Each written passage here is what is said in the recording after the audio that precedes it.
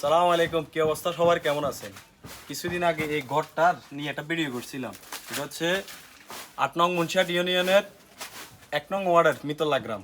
এটা হচ্ছে আমাদের রুকায়া ফুফুর ঘর। দেখেন 2025 সালে আইসে ঘরের কি অবস্থা।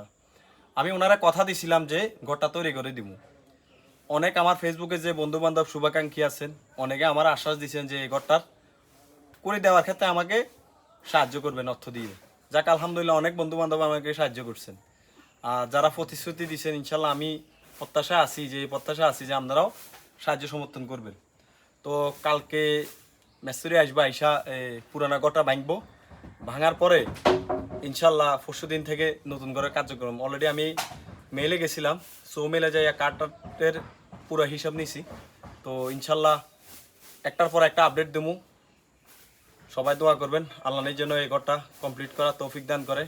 আর সকল বন্ধুদেরকে অনুরোধ যে আপনারা যারা প্রতিশ্রুতি দিচ্ছেন তারা অতি দ্রুত সাহায্য করার চেষ্টা করেন। আসসালামু আলাইকুম।